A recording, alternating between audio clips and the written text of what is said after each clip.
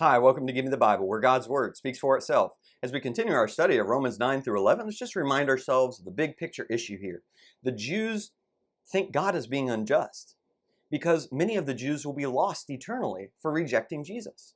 And they think God promised to save all the Jews, to send the Messiah to save the Jewish people. And so if God allows any Jews to be lost, well, then he is being unfaithful to his promise. And Paul takes really two big picture approaches in these three chapters. Number one, he shows them that God is not breaking his promises because he never promised to save all of the Jews. And number two, the Jews don't have to be lost.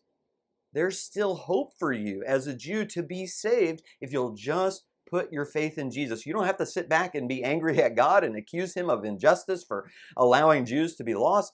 You could be saved. You don't have to be lost. There's still hope for you. And Paul in Romans 9 verses 1 through 5, he shares his hope for his Jewish brethren that they will come to Christ. He longs for them to be saved.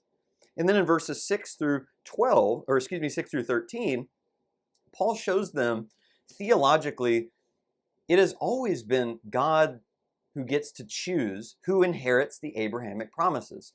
That was true in the Old Testament. That's also true in the New. And those who inherit the Abrahamic promises of the New Covenant are those who put their faith in Jesus. That's based on God's choice. That's not based on our bloodline. That's not based on what we want and who we want God to choose. That's God's choice. It's his mercy to give. He chooses to have mercy on those who put their faith in Jesus. Well, verse 14 through 18, there's another charge of injustice here against God that, the Jews might think, well, God used us as the vehicle through which to bring salvation to the world. How could God use us to bring salvation but not save us?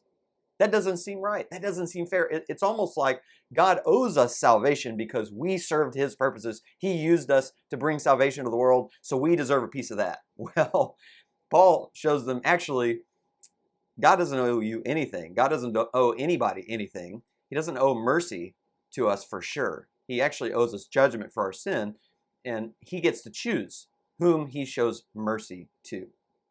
And in this case, he's choosing to show mercy on those who put their faith in Jesus.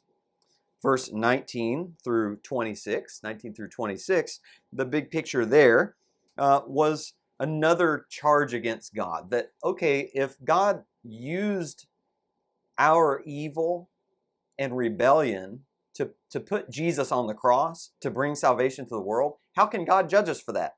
It was God's will. It was God's plan to use our evil, to use our wickedness for his purposes. So how can God condemn us for that? Isn't it God's fault? Well, first of all, Paul says you need to be careful accusing God of misusing you. He has a right, as the potter over the clay, to use you in whatever way he wants. And the way that he determines whether to use you for good or for evil is based on your response to him. If you reject him, he'll use you for dishonorable purposes and you'll be judged for it. But if you accept him and you put your faith in him, then he'll use you for good purposes. Also, it wasn't an act of injustice on God's part to use their evil for good. It was actually an act of mercy because he had every right to just judge them for their evil right then and there.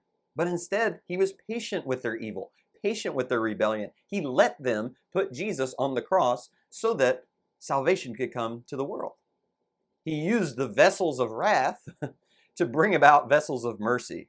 And the truth is, there's still hope for the vessels of wrath he used to become vessels of mercy as well if they'll just put their faith in Jesus. He finishes that section with a note about Hosea's day. There were Jews in Hosea's day who were physical descendants of Israel, but they were not really God's people. And that's the same thing going on here in the first century in Romans, is that there were Jews who were physical descendants of Israel, but not really God's people. But there's hope that those who were not God's people can become God's people. So these Jews who are complaining against God and, oh, he's just so unjust, he's just so unfair, those are not God's people. But by grace and mercy, they can become God's people by putting their faith in Jesus. They don't have to be lost. And now Paul, in this section, and this is what we're going to cover in this video, starting in verse 27 down to 33, is going to show that God has never promised to save all the Israelites, but his pattern is to save a faithful remnant, a group within a group who put their faith in him and trust in him. So look in verse 27 and 28. Isaiah cries out concerning Israel, though the number of the sons of Israel be like the sand of the sea, it is the remnant that will be saved. For the Lord will execute his word on the earth thoroughly and quickly. He quotes from Isaiah chapter 10 there, where the Assyrians are coming to bring judgment on Israel. But not all of Israel will be destroyed because of God's mercy. He's going to actually spare some of them. He's going to spare a group of Israelites within the larger group. He doesn't promise to save all Israel. He doesn't say, all the number of the sons of Israel will be like the sand of the sea, and I'm going to save all of them. No, he says a remnant is going to be saved. That's always how God seems to operate. You look back at the flood, he preserves Noah, a faithful remnant with his family. You look to Sodom and Gomorrah, he preserves Lot and his family. You look to even the Babylonian captivity much later in their history, and he preserves a faithful remnant of Judah that returns to the land after captivity. This is always God's MO. He never really promised to save every single Israelite, but only those who put their faith in him and trust him. And the same thing is true here in the first century with these Jews. He did not promise to save all the Jews in the first century, but only those who put their faith in Jesus. They can actually become the faithful remnant by putting their trust in him. And he extols on God's mercy here, verse 29. Just as Isaiah foretold, unless the Lord of Sabaoth, or the Lord of hosts, it's a name for God as a military leader of armies, unless he had left to us a posterity, we would have become like Sodom and would have resembled Gomorrah.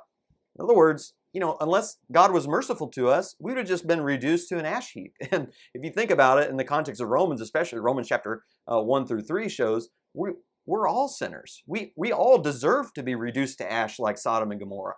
But because of God's mercy, he says, if you put your faith in me, even though you're a sinner, even though you're not perfect, you've broken my law, if you put your faith in me, I will preserve you as a faithful remnant. That's exactly what he wants to do with these Jews here in the first century context of Romans. And so the question is, okay, if salvation is available to Jews still, why aren't they attaining it? What is the problem? The problem is not with God. They're accusing God of all these problems. But God's saying, actually, the problem is with you, Jews. And the reason you're not saved is not because of me. It's because you're going about salvation the wrong way. Look in verse 30. What shall we say then that the Gentiles who did not pursue righteousness attained righteousness, even the righteousness which is by faith? But Israel, pursuing a law of righteousness, did not arrive at that law. Why? Because they did not pursue it by faith, but as though it were by works. And they stumbled over the stumbling stone, just as is written, behold, I lay in Zion a stone of stumbling and a rock of offense, and he who believes in him will not be disappointed. So he actually brings the Gentiles in now as well. He mentioned them earlier, I think in verse 24, where the vessels of mercy are not just a faithful remnant from among the Jews, but also the Gentiles. And he brings them into this conversation and says, look, there's a reason why the Gentiles are being saved and you're not. It's because they're pursuing it by faith in Jesus.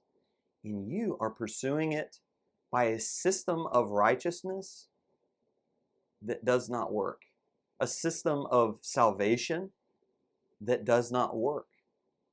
And that system that you're trying to find salvation through is a system of rejecting the cross of Jesus and saying, well, we'll just live as Jews under the works of the law of Moses. And you can go back in much more detail and watch my videos on the faith versus works controversy. But the idea is they're just using the wrong system to be saved. It's kind of like if I want to get to an island, but I keep taking a car to get there, it doesn't matter how hard I try. I'm not going to get to that island because my car is just going to sink. You cannot get to that island by car. And the way that you get to that island is a plane. And so you kind of think about it this way, imagine the Jews, for for 50 years. You know, they're trying hard to get to that island, and they keep taking cars out, and they keep failing, and then all of a sudden, a Gentile hears about the island, and a Gentile takes a plane, and he gets to enjoy the island immediately. Well, imagine how angry you'd be at that Gentile. You'd be like, you know, that's my island. I've been trying for 50 years to get there, and I can't get there, and now all of a sudden I tell you one time, and you're there. Well, why? Because he took the plane. He took the way to get to that island, the only way to get there. The car is not going to work. And this is what the Jews are doing. They're trying to get to salvation on the basis of a system of law. And you can't do it. It's just going to sink. You have to take Jesus, the only way to salvation. And there's hope. If they'll take Jesus now, come to faith, they can be saved. They can be part of this faithful remnant. And just one last thing here. He mentions this stumbling stone, and he quotes a couple places, Isaiah 8, Isaiah 28. Let me make sure I've got that quotation right. 33a. Yeah, it was 28:16. That's right. Sometimes I get those confused. So Isaiah 8 and Isaiah 28 in this section, and he kind of focuses on a dual meaning of the idea of a stone or a rock. There is a sense in which a rock is a place of safety and shelter. You can depend on it. It can be a fortress for you. And that's what God was saying to his people in Isaiah's day, is that you keep trusting in the wrong thing for salvation. What they were doing was they knew Assyria was coming, and so they said, well, we'll make an alliance with Egypt. You know, we'll make these foreign alliances with these nations, and they will be our protection. And God says, no, I'm your rock. You're really what you're doing. He actually says it in Isaiah 28. You're making a covenant with death is what you're doing.